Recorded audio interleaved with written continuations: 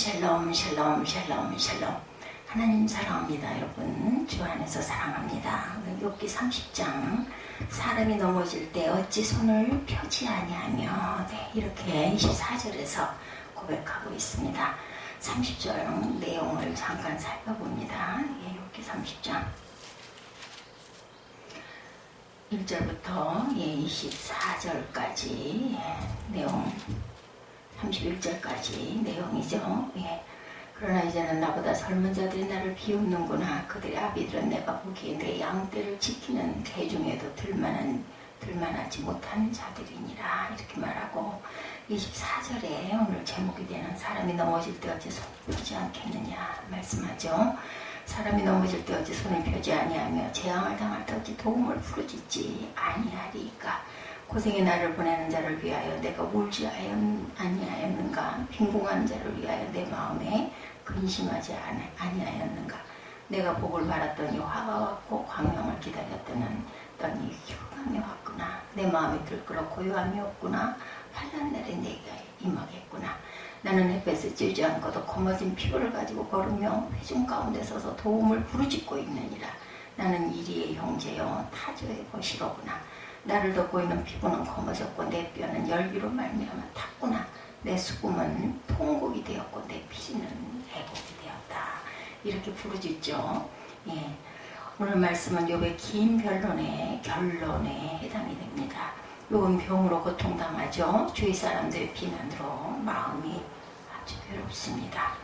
욥의 고통 가운데 탄식하면서 욥은 부르짖습니다. 그러나 하나님은 응답이 없죠.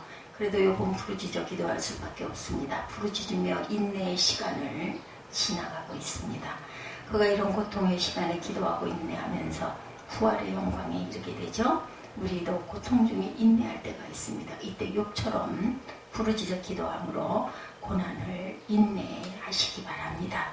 비천한 자들의 욥을 조롱하죠. 1절부터 6절까지 보면 욥의 과거는 영광스러웠다 고백합니다. 그러나 이제는 나보다 젊은 자들이 나를 비웃는구나. 그들의 아비들은 내가 보기에 내 양떼를 지키는 개 중에도 둘만하지 못한 자들이었는데 그들의 기력이 쇠전하였고 그들의 손에 힘이 내게 무슨 소용이 있겠느냐. 그들은 곧 공핍과 기근으로 인하여 파리하여 캄캄하고 메마른 땅에서 마른 흙을 씹으며 떨기나무 가운데서 뱃나무를 꺾으며 뱃살이 뿌리로 먹을거리를 삼느니라. 무리가 그들에게 소리를 지르므로 도둑거지 사람들 가운데서 쫓겨나서 침침한 골짜기와 흙구덩이와 바위굴에서 살았다. 이렇게 고백하고 있죠. 욥은 고난당하기 전에 자신의 관심과 보호 속에서 최고의 형통함을 하나님께서 주신 그 형통함을 누렸는데 이제는 정말 반대로 가장 비참한 상태입니다. 욥보다 나이가 어린 젊은이들이 욥을 비웃습니다. 그들의 아버지는 욥을 경외하고 숨기도 했는데 그들의 자녀고 욥보다 젊은 자들이 현재는 욥을 조롱하고 있죠. 욥은 비웃는 젊은 자들이 젊어서 손에 힘이 있을 듯 하지만 기력이 쇠하여서 쓸모가 없는 자들입니다. 그들은 궁핍과 기근으로 파리하게 마르며 캄캄하고 메마른 땅에서 마른 흙을 씹는 자들이다. 이들은 떨기나무 가운데서 산나무를 먹고 뱃살이 뿌리를 먹거리로 삼는 자들이었습니다. 그들은 무리가 그들에게 소리를 지르므로 도둑처럼 고함치며 쫓겨간 자들이었는데 침침한 골짜기와 흙구덩이와 바위굴에서 살아갔던 사람입니다. 그들은 떨기나무 가운데서 부르짖고 가시나무 가운데서 살았습니다. 그들은 굶주림에 의한 심한 위기로 부르짖습니다. 이렇게 비천한 자들의 욥을 조롱합니다. 욥은 자신의 조롱하는 비천한 자들보다 더 못한 자가 되고 말았습니다. 욥을 공고하게 하신 하나님이죠. 9절부터 11절까지 보면 이제는 그들이 나를 노래하고 조롱하며 내가 그들의 놀림거리가 되었으며 그들이 나를 미워하여 멀리하고 서슴지 않고 내 얼굴에 침을 뱉는도다. 그들은 하나님이 내 활시위를 늘어지게 하시고 나를 공고하게 하심으로 무리가 내 앞에서 굴레를 벗었습니다. 욥은 자신을 모욕하는 사람들이 어떤 불의인가를 적나라하게 9절부터 11절까지 이렇게 설명했습니다. 한마디로 그들은 아주 깡패들이다라는 얘기예요. 욥 자신이 이들에게 당하는 멸시와 수모에 대해서 연거하고 있습니다. 이제는 그들의 욥을 노래로 조롱하며 욥은 그들의 놀림거리가 되었고 잿더미 위에 앉게 되어 오히려 사람들에게 조롱하는 소리로 그런 소리의 수고자가 되었다. 그들이 욥을 미워해서 멀리하고 서슴지 않고 욥의 얼굴에 침을 뱉었습니다. 욥을 본 사람들은 가증스럽고 부정한 물건을 피하듯 욥을 멀리하죠. 욥은 벌레 대하듯 욥을 이렇게 대합니다. 하나님은 욥에게 화를 쏘지 못하도록 활시를 늘어지게 하시고 곤고하게 하셨습니다. 욥은 고난을 당하게 하신 분이 하나님이심을 인식하고 있습니다. 욥을 무시하는 자들은 십자가 밑에 물들과 같고 무시받는 욥은 십자가상에 예수님과 같았다. 도울 자가 없어요. 12절에서 15절에 보면 그들이 내 오른쪽에서 일어나 내 발에 덫을 놓고 나를 대적하여 길을 에워싸며 그들이 내 길을 헐고 내 재앙을 재촉하는 데에도 도울 자가 없구나. 그들은 성을 파괴하고 그 파괴한 가운데서 몰려드는 것 같이 내게로 달려드니 순식간에 공포가 나를 에워싸고 그들이 내 품위를 바람같이 날려버리니 나의 구원은 구름같이 지나가 버렸구나. 12절에서 15절까지 친구들은 오른쪽에서 일어나 욥의 발에 덫을 놓고 그들은 욥을 사냥하려고 이리저리 추적하는 자들처럼 공격을 합니다. 그들은 마치 성을 공격하는 대규모 군대의 모습과 같았고 거대한 토성을 쌓는 것처럼 욥을 멸망시킬 길을 만들고 있다. 아무도 욥을 돕지 않습니다. 그들의 계속되는 악행에 홀로 대항하고 있는 욥이 그들의 공격으로부터 구원해줄 구속자가 없음을 한탄합니다. 세이비어죠. 욥에게는 순식간에 공포가 에워싸고 욥의 품위를 바람처럼 날려버립니다. 욥의 구원은 구름처럼 사라지고 예수님도 십자가에서 돌아가실 때 아무도 예수님을 도와주지 않았죠. 욥을 진흙까지 던지신 하나님이십니다. 15절부터 20절까지 보면 사람들로부터 받는 고난을 얘기했다면 15절까지는 16절부터는 하나님께로부터 받는 고난을 20절까지 열거합니다. 이제는 내 생명이 내 속에서 녹고 환난 날에 나를 사로잡았다. 밤이 되면 내 뼈가 쑤시니 나의 아픔이 쉬지 아니하는구나. 그가 큰 능력으로 나의 옷을 떨쳐버리시며 나의 옷깃처럼 나를 휘어잡으시는구나. 하나님이 나를 진흙 가운데 던지셨고 나를 티끌과 재갑게 하셨구나. 내가 주께 부르짖으나 주께서 대답하지 아니하셨고 내가 섰사오나 주께서 나를 돌아보지 아니하셨다. 이제 욥의 생명은 요해 속에서 녹아버립니다. 욥의 영혼이 그 속에서부터 쏟아져 나왔습니다. 욥은 너무 큰 괴로움과 원망으로 인해 희망을 잃고 마음이 한자실합니다. 17절에 밤이 되면 내 뼈가 쑤시니 나의 아픔이 쉬지 않는다. 그가 큰 능력으로 나의 옷을 떨쳐버리시며 나의 옷깃처럼 나를 휘어잡으시는구나. 밤이면 더욱 심해지는 상처의 쓰라림으로 인해 뜬 눈으로 밤을 지새웁니다. 욥의 영혼이 이제 그에서 아주 떠나가 버렸어요. 욥의 생명은 욥의 속으로 녹아내립니다. 욥의 영혼이 그 속에서 또 쏟아져 나왔습니다. 육체적 고통뿐 아니라 마음속에 일어나는 갈등과 걱정의 고통이 너무너무나 커서 욥은 잠시 더 평안을 누릴 수가 없죠. 19절에 하나님이 나를 진흙 가운데 던지셨고 나를 티끌과 재갑게 하셨구나. 하나님이 욥을 진흙 가운데 던지십니다. 욥은 하나님께 부르짖었지만 하나님은 대답하지 않으시죠. 그는 하나님을 향해 공의의 판결을 요청합니다. 욥은 하나님의 침묵과 무관심에 대해 불평합니다. 욥이 법적인 탄원을 했음에도 하나님이 그것을 기각하십니다. 욥은 하나님의 판결과 구원을 이제 기다리고 있죠. 십자가에서 하나님의 구원을 기다리는 예수님의 모습과 같습니다. 20절에 내가 주께 부르짖으나 주께서 대답하지 아니하시오며 내가 섰사오나 주께서 나를 돌아보지 아니하십니다. 욥에게 잔혹하게 하신 주님입니다. 21절에서 23절에 하나님은 욥을 잔혹하게 하시고 힘있는 손으로 욥을 대적하십니다. 하나님은 예상할 수 없었던 것을 뒤바꾸셨죠. 21절에서 23절까지 주께서 돌이켜 내게 잔혹하게 하시고 힘있는 손으로 나를 대적하시나이다. 나를 바람 위에 들어 굴러가게 하시며 무서운 힘으로 나를 던져버리셨나이다. 내가 아나이다. 주께서 나를 죽게 하사 모든 생물을 위하여 정한 집으로 돌려보내시리다. 하나님께서는 생명, 생사, 화복을 주관하신다. 하나님은 욥의 공의를 인정해 주시다가 이제는 전혀 다른 모습으로 그에게 가혹히 대하시고 있습니다. 욥은 하나님의 자신에 대해 동정심이 없이 핍박하는 사단의 역사를 방관하고 계심을 탄식합니다.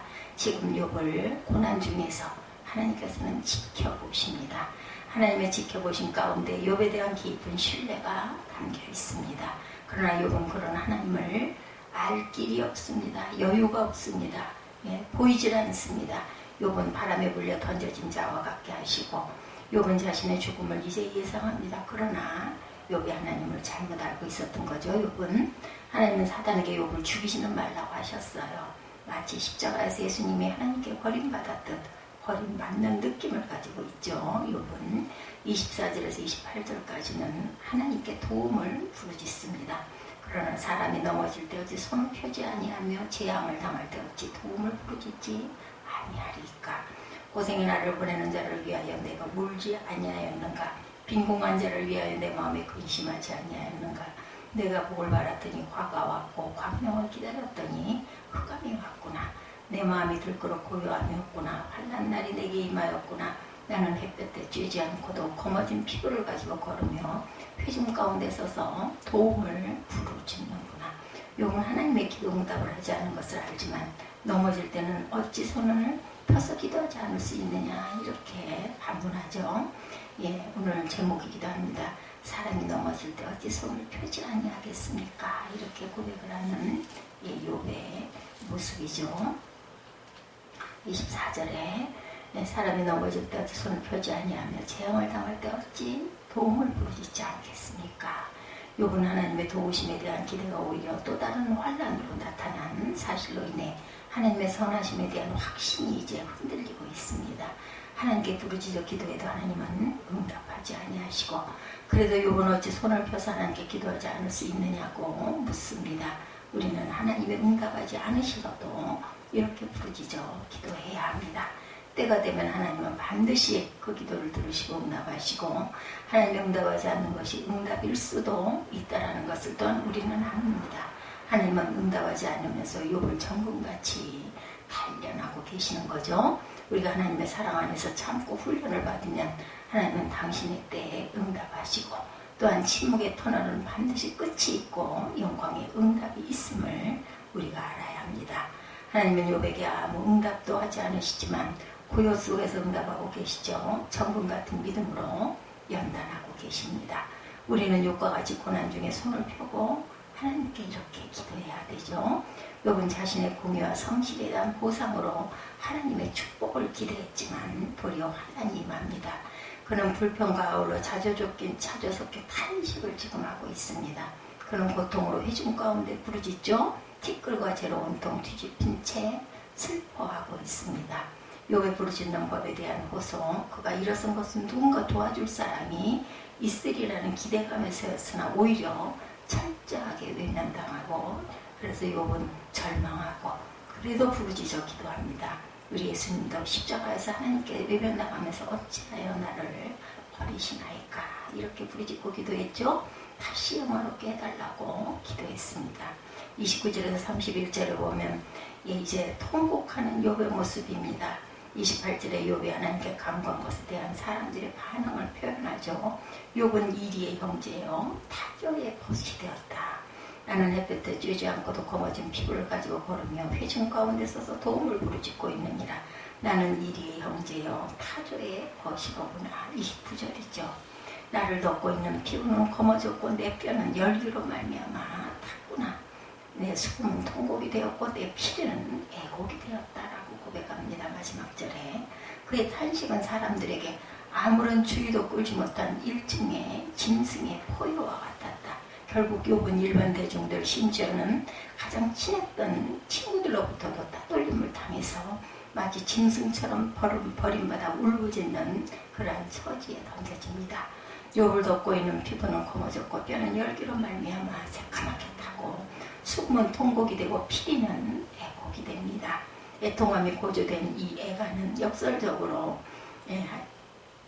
그러하여금 31장의 결백에 대한 선서를 맹세하도록 충동하고 있습니다.